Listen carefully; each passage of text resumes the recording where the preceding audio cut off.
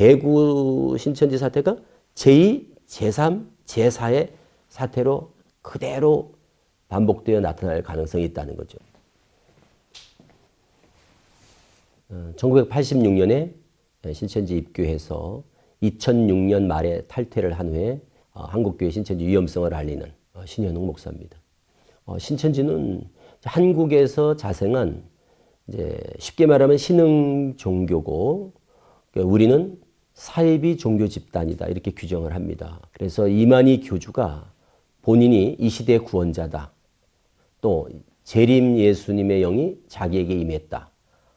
이렇게 주장해서 이만희 교주를 한 사람을 신격화, 우상화해서 이만희 교주를 메시아로 믿는 하나의 사이비 종교 집단. 그건 저 있을 때도 사람들을 모집해서 자체 신천지 신문에다가 이제 기자들을 넣는 것도 했지만 일반 신문에 또 기독 언론이 꼭 아니라도 일반 신문에다가 기자들을 파견해서 거기 취직시키는 이런 일들은 그때부터 했었던 일이니까 아마 더 적극적으로 그런 활동이 있어졌겠죠.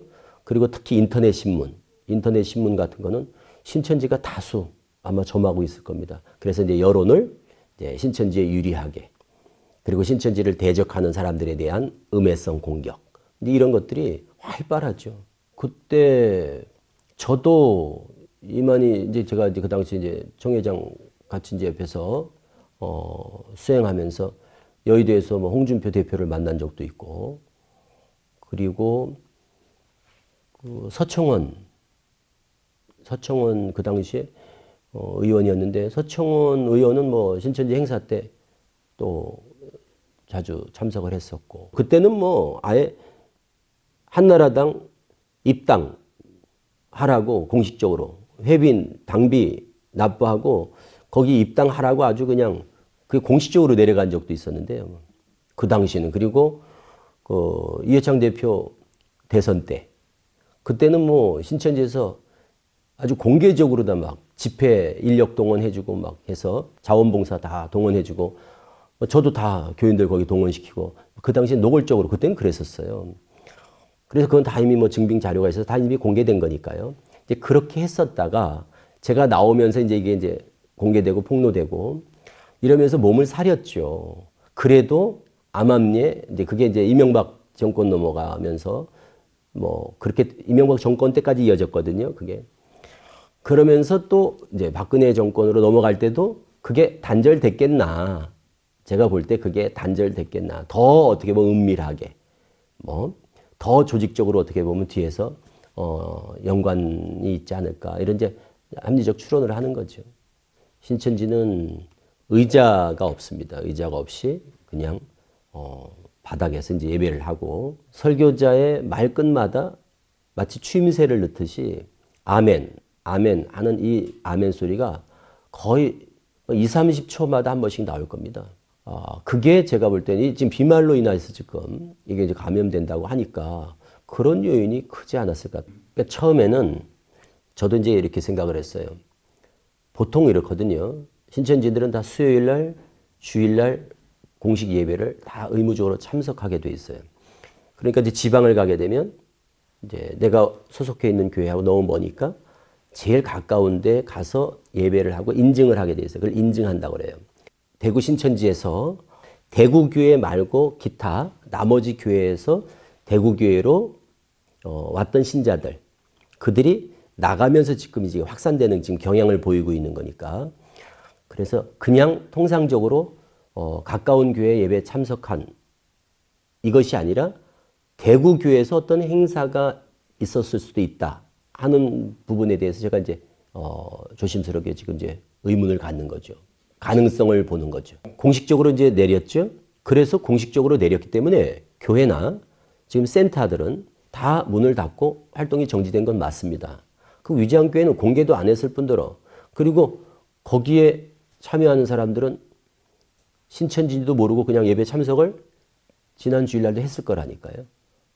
그러니까 신천지는 공식적인 어떤 예배는 안 드리지만 일반 교회까지 예배를 드리러 온 사람들도 확인이 됐거든요.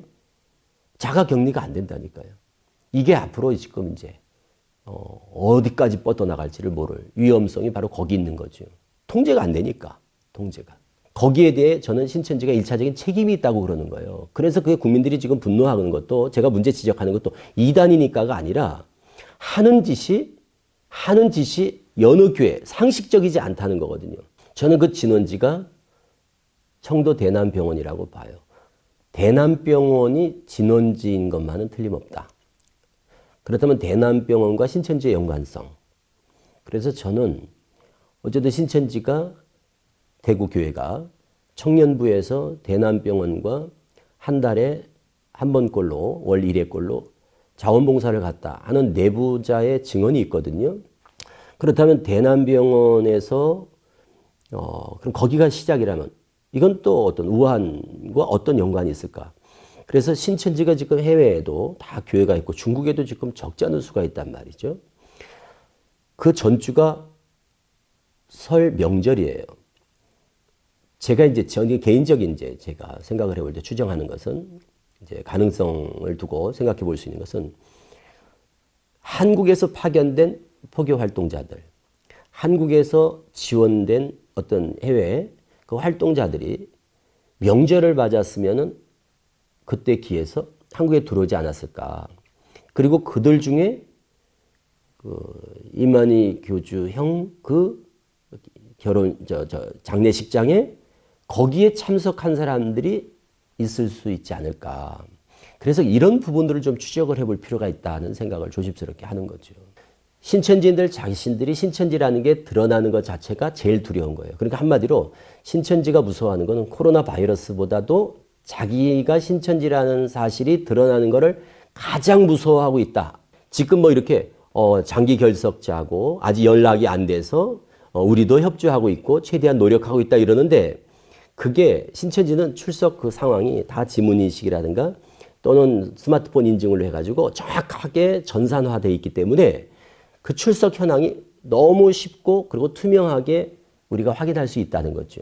그걸 보면 금방 알 수 있다니까 이 사람들. 그리고 의도적으로 피하고 있는 거지 연락이 안 될 리가 없습니다. 내가 조직 보호를 위해서 신천지는 그럴 가능성이 충분히 있는 조직이라니까요. 조직 보호를 위해서 내가 동선을 사실대로 말을 안 해버리면 이게 신천지를 위해 꼬리 자르기를 해버리면 그러면 이거는 맥이 끊겨버리고 그게 풀어지지 않는다는 거죠. 그게. 거기서 멈춰버리는 거예요. 그래서 이거를 거기는 다 들어가면서 체크를 하기 때문에 전산화돼 가지고 딱 출석 체크가 그냥 너무 투명하게 잘 정리가 돼 있다니까요. 그래서 어렵지도 않아요. 사실은 이거를 빨리 우리가 파악하려면 신천지가 출석 현황을 아예 그냥 그거를 데이터를 원본을 다 제공해 주면 그거 보면은 전국 신천지 현황이 그냥 한눈에 다 들어와서 오히려 대처하는데 너무 좋아요. 일반 교회는 그렇게까지 출석을 꼼꼼하게 안 하기 때문에 일반 교회보다도 어쩌면 신천지는 적극적인 협조만 한다면 예방과 대처가 훨씬 더 수월한 조직이 신천지입니다. 그런데 그 정반대로 제대로 제공을 해주지 않다 보니까 지금 이런 어려움을 겪고 있다고 보는 거예요. 지금 이제 신천지가 지금 이렇게 세인의 관심을 받고 그리고 이제 부정적인 이미지가 이제 확산되고 이런 거에 대해서 신천지는 너무너무 지금 이제 신경을 쓰겠죠. 그리고 개인적으로는 신천지라는 것을 본인이 드러내지 못하고 신앙하는 사람들이 7, 80%니까 가정에서도 신천지라는 걸 몰라요. 아들, 딸, 아내가 신천지인 줄 몰라. 그리고 직장에서도 그렇고 신천지라는 걸 모르고 있는데 신천지라는 게 밝혀짐으로 해가지고 나타나는 그런 여러 가지 이제 복잡한 문제들. 그러니까 그들은 오픈할 수가 없는 거예요. 마지못해 밀려서 어떤 압박에 지금 계속 이렇게 조금씩 이렇게 제 자료를 좀 제공을 하고 있습니다만은 제가 보면 신천지 입장에서는 지금 이렇게 밝힌 것도 이거는 너무너무 지금 신천지 입장에서는 손해가 막급하다고 생각을 하는 거예요. 이것도 기적 같은 일에 이게 밝힌다는 것 자체가 원체 이제 사안이 사안이고 시국이 시국이니만큼 그러다 보니까 할 수 없이 지금 이렇게 공개를 하고 있지만 그냥 속된 말로 하면 뭐라 그러게 영업 비밀을 다 그냥 공개한 것과 같은 이런 이제 저쪽에서는 그런 충격인 거죠. 그러나 이거는 뭐 좀 신천지에 자기들한테는 손해가 되더라도 지금 이 상황 자체가 자기들의 조직보 여기에 우선 가치를 둘 수가 없는 상황이라는 거죠. 그래서 처음부터 제가 볼 때 신천지도 이제 이렇게 확산될 줄 몰랐으니까 그래서 소탐대실한 측면이 있다 이렇게 봐요. 제가 볼 때는. 오히려 이게 막 이렇게 확산이 될수록 지금 신천지는 더 점점 국민들의 지탄을 받게 되고 이런 상황이 되는 거거든요. 본인들을 위해서도 빨리 이게 종식이 돼야 되거든요. 본인들을 위해서도. 그러면 조금 손해가 되더라도 과감히 탁 털어놓고 모든 걸 딱 밝히고 해가지고 빨리 수습을 하는 방안을 택했어야 되는데 이거를 그냥 자기들 손해보는 게 두려워가지고 그냥 안고 가다가 지금 막 쫓겨가지고 발표하죠. 그러니까 이건 국민들도 지금 분노하는 거거든요. 그 부분에 대해서. 그리고 신천지 간부들이 만약에 감염됐을 때 지금 대남병원에 거기 총회장이 간 걸 제가 직접 확인을 했거든요. 이만희 교주가 거기 갔단 말이에요. 갔다 와서 지금 본인도 지금 겁나서 아마 자가격리하고 있을 거예요.